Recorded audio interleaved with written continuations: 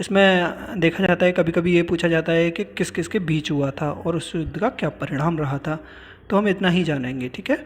बस एक दो बार इस वीडियो को दोबारा देख लेंगे और इसको लिख के याद कर लेंगे तो हमें सारी चीज़ें याद हो जाएंगी।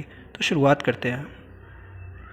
सबसे पहले हाइडेस्पीस का युद्ध हम पढ़ेंगे, जो कि 326 ईसा पूर्व में हुआ था, ठीक है, जिसे बीसी बोलते हैं। जानेंगे हम किस किस के बीच हुआ था। ये सिकंदर और पंजाब के राजा पोरस के बीच में हुआ था। तो हाइडेस्पीस का युद्ध किसके बीच हुआ था? सिकंदर और पंजाब के राजा पोरस के बीच में। परिणाम क्या रहा था इसका? सिकंदर की विजय हुई थी, ठीक है। और दूसरा युद्ध है कलिंग का युद्ध। सब जानते होंगे, सुना होगा कलिंग का युद्ध। 261 ईसा पूर्व में हुआ था। ये किस किस के बीच हुआ था? सम्राट अशोक और कलिंग के राजा के बीच में हुआ था। सम्राट अशोक ने कलिंग पर आक्रमण कर दिया था, उसमें युद्ध जीत गए थे वो, उसमें बहुत रक्तपात हुआ था।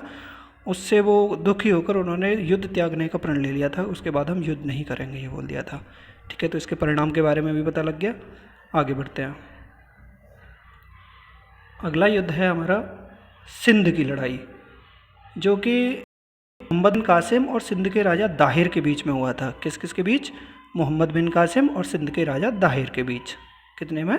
712 ईस्वी में। परिणाम क्या रहा था? मोहम्मद बिन कासिम ने अरबों की सत्ता स्थापित कर दी थी, यानी अरबों का राज स्टार्ट हो गया था सिंध की लड़ाई के बाद, ठीक है।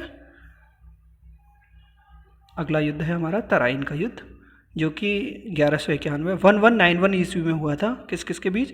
पृथ्वीराज चौहान और मोहम्मद गौरी के बीच में हुआ था। परिणाम क्या रहा था इसका? मोहम्मद गौरी की हार हो गई थी। और तराइन की दूसरी लड़ाई, जिसको तराइन का द्वितीय युद्ध बोलते हैं, वो एक साल बाद हुआ था 1192 में, यानी 1192 में। इसमें क्या हुआ था? ये भी सेम पृथ्वीराज चौहान और मोहम्मद गौरी के बीच में हुआ था। परिणाम क्या रहा था? इसमें पृथ्वीराज की हार हो गई थी, यानी पहले वाले में मोहम्मद गौरी की हार, दूसरे वाले में पृथ्वीराज की हार। एक साल बाद बैकअप किया उसने, ठीक है। आगे बढ़ते हैं। अगला युद्ध है हमारा चंदावर का युद्ध, जो कि 1194 ईस्वी में हुआ था। किस किस के बीच हुआ था? मोहम्मद गौरी और कन्नौज के राजा जयचंद के बीच में। मोहम्मद गौरी और अभी पृथ्वीराज चौहान के बीच में हमने तराइन की दूसरी लड़ाई देखी, उसमें जीत हुई थी मोहम्मद गौरी की। अब इसका परिणाम क्या रहा था चंदावर के युद्ध का? कन्नौज के राजा जयचंद की हार हो गई थी, यानी दोबारा मोहम्मद गौरी फिर जीत गया है चंदावर के युद्ध में, ठीक है। अगला युद्ध हम पढ़ते हैं। स्लाइड में मैंने पानीपत के तीन युद्ध हुए हैं, Panipat first, second and third. तो पानीपत के प्रथम युद्ध के बारे में पढ़ते हैं। 1526 ईस्वी में, 1526 ईस्वी में हुआ था ये। किस किस के बीच हुआ था? मुग़ल शासक बाबर और इब्राहिम लोदी के बीच में। परिणाम क्या रहा था? बाबर की जीत हुई थी और मुग़ल सत्ता की स्थापना हो गई थी। यानी अगर पूछा जाता है कि मुग़ल सत्ता की स्थापना कब से मानी जाती है, तो पानीपत की पहली लड़ाई, यानी पानीपत का प्रथम युद्ध 1526 में हुआ था, उसी से मुग़ल सत्ता की स्थापना मानी जाती है। अब बात करते हैं पानीपत के द्वितीय युद्ध की, जो कि 1556 ईस्वी में हुआ था। 1556 किस किस के बीच हुआ था? अकबर और हैमू के बीच में। अकबर तो बहुत छोटा था उस समय पे, तो किसकी सहायता ली होगी उसने? बैरम खां की, यानी किसी न किसी की हेल्प ली होगी। तो बैरम खां की सहायता से अकबर की जीत हुई थी इसमें, ठीक है। तो हमने परिणाम भी पढ़ लिया। अब हम पढ़ते हैं पानीपत की तृतीय लड़ाई जो हुई थी, तृतीय युद्ध 1761, यानी 1761 ईस्वी में हुआ था। किस किस के बीच? अहमद शाह अब्दाली और मराठों के बीच में हुआ था ये। परिणाम क्या रहा? अहमद शाह अब्दाली की जीत हुई थी। तो हमने देखा पानीपत की पहली लड़ाई 1526, पानीपत की दूसरी लड़ाई 1556, पानीपत की तीसरी लड़ाई 1761 ईस्वी में हुई थी, ठीक है। आगे बढ़ते हैं। अब देखते हैं खानवा का युद्ध, जो कि 1527 ईस्वी में हुआ था। किस किस के बीच? बाबर और राणा सांगा के बीच में हुआ था। परिणाम क्या रहा इसका? बाबर ने राणा सांगा को पराजित कर दिया, यानी जीत किसकी हुई? बाबर की, और हार किसकी हुई? राणा सांगा की। अब बात करते हैं चंदेली के युद्ध की, जो कि 1528 में हुआ था, 1528 ईस्वी में हुआ था। किस किस के बीच? बाबर और मेदिनी राय के बीच में। परिणाम क्या रहा इसका? बाबर ने मेदिनी राय को हरा दिया, ठीक है। तो खानवा का युद्ध 1527, चंदेली का युद्ध 1528। दोनों बाबर ने लड़े हैं, दोनों में बाबर की जीत हुई है, ठीक है। आगे बढ़ते हैं। घाघरा का युद्ध, ये भी बाबर ने लड़ा था। कब हुआ था? 1529 ईस्वी में, 1529 ईस्वी। किस किस के बीच में?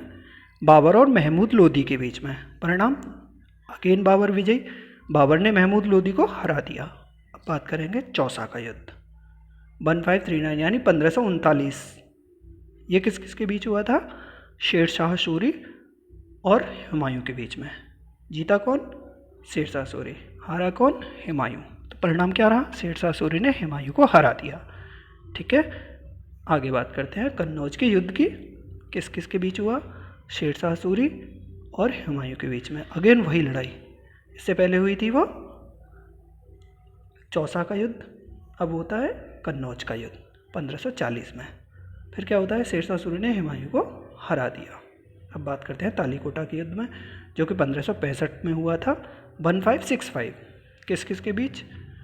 दक्कन की सल्तनत के राजा थे कुछ और विजयनगर साम्राज्य। दक्कन और विजयनगर के बीच में हुआ था, बस ऐसे याद कर सकते हैं वैसे, दक्कन और विजयनगर के बीच में हुआ था। परिणाम क्या रहा? विजयनगर साम्राज्य का अंत हो गया। और कभी कभी पूछा जाता है कि भारत का अंतिम हिंदू साम्राज्य का पतन कब से माना जाता है, तो तालीकोटा के युद्ध से माना जाता है, जो कि 1565 ईस्वी में हुआ था। आगे बढ़ते हैं हल्दी घाटी का युद्ध। हल्दी घाटी का युद्ध हुआ था 1576 यानी 1576 ईस्वी में। किस किस के बीच? अकबर और महाराणा प्रताप के बीच में हुआ था ये। परिणाम क्या रहा इसका? अकबर ने महाराणा प्रताप को हरा दिया। ठीक है, आगे बढ़ते हैं प्लासी का युद्ध 1757 ईस्वी यानी अंग्रेजों के नवाब सिराजुद्दौला के बीच में हुआ था। परिणाम क्या रहा? अंग्रेजों ने सिराजुद्दौला को हरा दिया और यहीं से अंग्रेजी शासन की नींव मानी जाती है। कहाँ से? प्लासी के युद्ध से, 1757 से।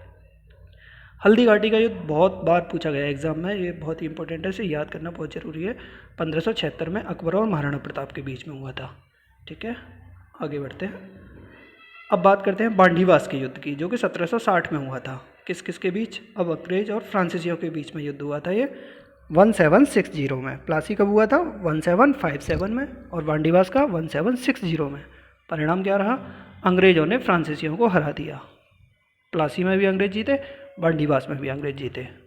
अब बात करते हैं बक्सर के युद्ध की। बक्सर का युद्ध हुआ था 1764 ईस्वी में। किस किस के बीच? अंग्रेज और एक और तो अंग्रेजों की सेना थी, दूसरी ओर थी शुजाउद्दौला, मीर कासिम और शाह आलम। तीनों की कंबाइंड सेना थी, संयुक्त सेना के बीच में हुआ था और तीनों की कंबाइंड सेना को अंग्रेजों ने हरा दिया था। तो परिणाम क्या रहा? अंग्रेजों की जीत। कौन से युद्ध में? बक्सर के युद्ध में। लगातार अंग्रेज जीतते जा रहे हैं। आगे देखते हैं द्वितीय आंग्ल मैसूर युद्ध। आंग्ल कहते हैं अंग्रेजों को, अंग्रेजों और मैसूर के बीच हुआ था, यानी मैसूर की ओर से हैदर अली और अंग्रेजों के बीच हुआ था 1780 से 1784, यानी 4 साल तक ये युद्ध चला था। परिणाम क्या रहा था? अनिर्णित रहा था, इसका कोई परिणाम नहीं निकला था। अब बात करते हैं तृतीय आंग्ल मैसूर युद्ध 1790 ईस्वी में हुआ था। किस किस के बीच? टीपू सुल्तान और अंग्रेजों के बीच हुआ था। एक और टीपू सुल्तान, दूसरी ओर अंग्रेज। एक संधि हुई थी, उसे समाप्त कर दिया गया था ये। ठीक है, आगे बढ़ते हैं चतुर्थ आंग्ल मैसूर युद्ध 1799 1799 में। किस किस के बीच हुआ था? अंग्रेज और टीपू सुल्तान के बीच में हुआ था। परिणाम क्या रहा? अंग्रेजों ने टीपू सुल्तान को हरा दिया। ठीक है, अब बात करते हैं आज़ाद भारत की लड़ाई। भारत चीन सीमा युद्ध हुआ था 1962 यानी 1962 ईस्वी में हुआ था। किस किस के बीच? नाम से ही पता लग रहा है, चीन और भारत के बीच में हुआ था। परिणाम क्या रहा? भारत की हार हुई थी इसमें, भारत को अपनी सीमा के कुछ हिस्से छोड़ने पड़े थे। अगला युद्ध हुआ है भारत और पाकिस्तान का युद्ध 1965। परिणाम क्या रहा इसका? भारत और पाकिस्तान के बीच शिमला समझौता हुआ था, उससे इस युद्ध की समाप्ति हुई थी। अब भारत और पाकिस्तान का दूसरा युद्ध हुआ था 1971 में, 1971 में। बहुत ही फेमस वॉर था ये। किस किस के बीच हुआ? भारत और पाकिस्तान के बीच। परिणाम क्या रहा? भारत ने पाकिस्तान को हरा दिया और इसी से बांग्लादेश एक स्वतंत्र देश बन गया था 1971। अगला युद्ध है कारगिल का युद्ध, जो कि 1999 ईस्वी में हुआ था।